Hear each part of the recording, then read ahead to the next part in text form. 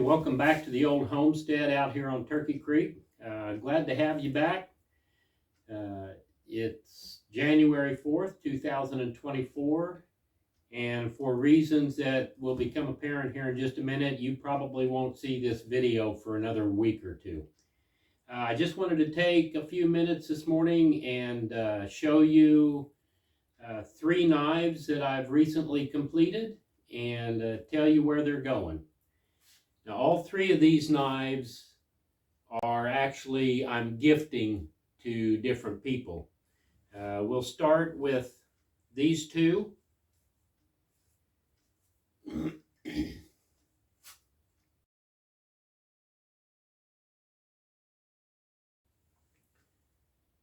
This knife has a 5-inch blade and bone handles.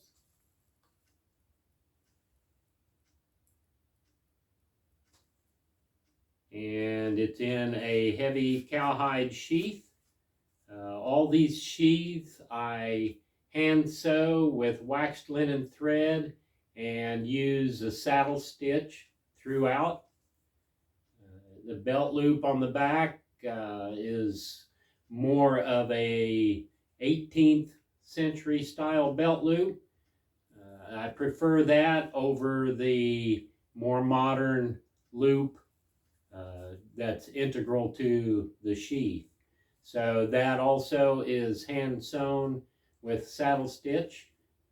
These loops take about a 2 to 2.5 inch belt. So there's that one.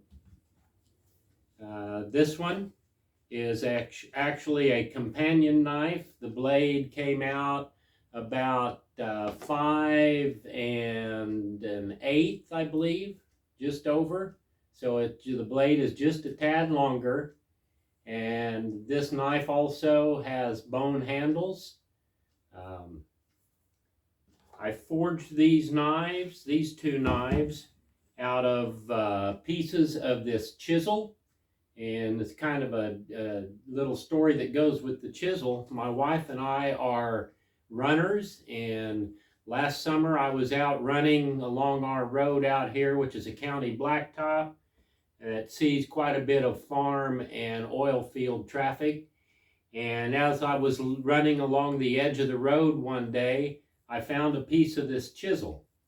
And the next day when I was out for a run, I found a second piece of this chisel. And then the following day, I actually found the third piece of this chisel, which completed the whole chisel, making it approximately 12 inches long. So the 2 pieces that I forged these 2 knives out of were actually about 4 inches long. And the blades, I try and keep my blades fairly thick. They come out around 3/16 of an inch or so usually, so that they're good heavy duty knives, working knives made out of high quality tool steel. Takes a very sharp edge. And so that is the first 2 knives. Now these knives are going out to our pastor and his dad. I'm going to give these knives to them this coming Sunday, and I'm gifting them with these knives in appreciation for letting me hunt on their small cattle ranch about 15 miles west of here. It's about a mile this side of the Cimarron River. Every fall they allow me to hunt deer on that property, and I'm very thankful. So oh, and the other thing, these bone handles on these knives, I actually picked up a couple of old cow leg bones on their property last year when I was hunting. And so the bone handles on these knives, it's made out of old bone, and turned out reasonably well for old dried out cow bones. And so there is that connection to the land and to the family. And so, Brent and Steve, I really appreciate you letting me hunt on your property. The third knife is a different style. It's a bigger knife. It is based on an English pattern trade knife, or what was known as a scalping knife back in the 18th century. And there again, the spine of the knife is a good 3/16 inch wide, so it's a good sturdy knife. And I actually forged that blade out of a piece of old car leaf spring. It actually was the twin piece to this piece, and all this steel, I always anneal it before I forge it. So these two pieces have been annealed and are ready to make into knives. This will make another good large 18th century trade style knife. And I'm seeing probably a neck knife coming out of this last piece of this chisel with maybe a 4.5 inch blade. So there again, this knife is going out to someone very special. It's going out to my old friend Gary Peterson up in Buffalo, Wyoming. And when we lived up in Buffalo, Gary and his wife Patty were our best friends. And we spent a lot of Saturday evenings sitting at their dining room table, drinking coffee and playing Scrabble and eating chips and dip. Usually either my wife's 5-layer dip or Patty's crab dip, and just had some great times with our good friends Gary and Patty Peterson.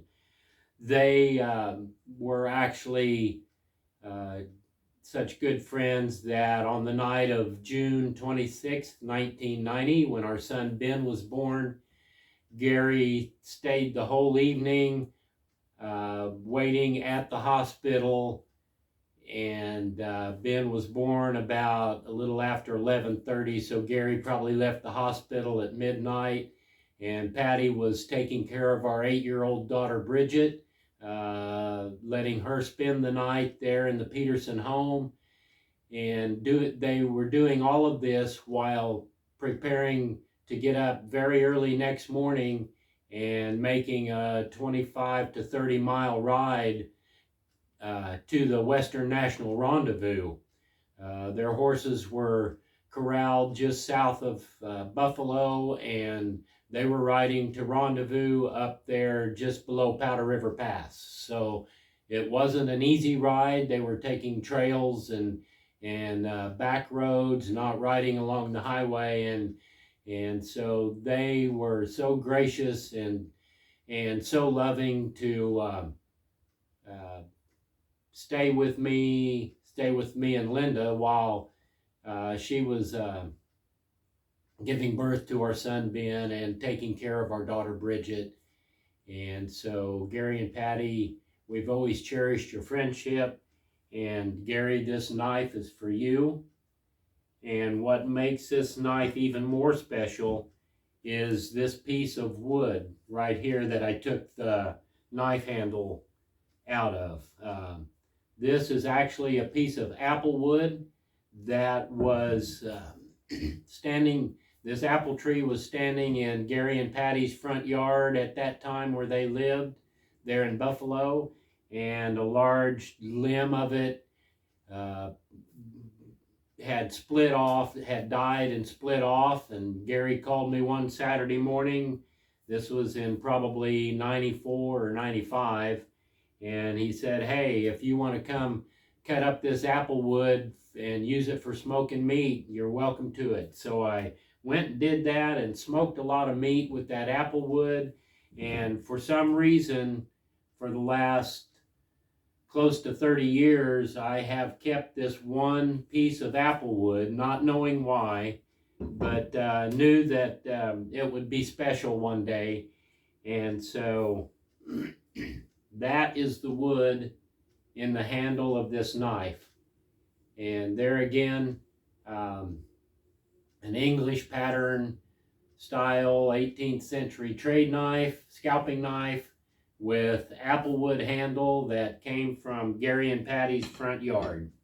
So those are the three knives that are going out this week, and as soon as those three gentlemen have received these knives, I'll publish this video. So if anyone would like a knife like this, you're welcome to contact me. You can email me at turkeycreek1823@gmail.com, all one word.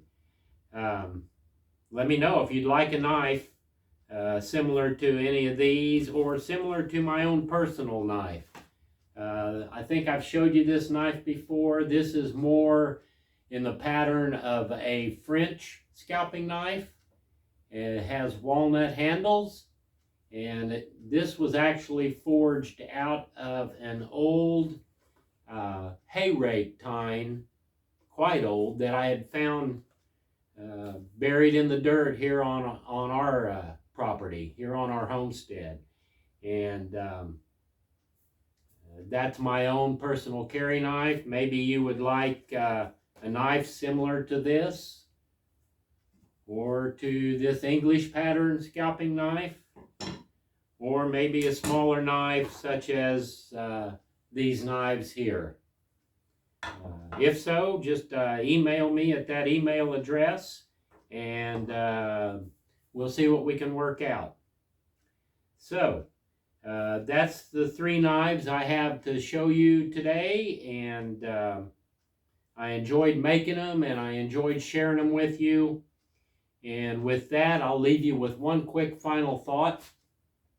As we look around these days, we see our degenerating society, devolving, if you will, in our culture is devolving into tribalism, chaos. It's just not what it should be. And when I think of that, as I quite often do, I also quite often think of a scripture in the first chapter of Romans. Just two verses I'll share with you right quick. Verses 21 and 22. Because although they knew God, they did not glorify him as God, nor were thankful, but became futile in their thoughts, and their foolish hearts were darkened. Professing to be wise, they became fools. And that just rings so heavily with me these days as our culture is degenerating. To contrast that, there is a scripture in the book of Romans, chapter 12, verse 2, that says, "Do not be conformed to this world, but rather be transformed by the renewing of your mind, and proving what is that good and acceptable and perfect will of God." So think about those scriptures, and with that, I'll just say, keep your flint sharp, your priming dry, and stay free. So until next time, victory in Jesus, and I'll see you later.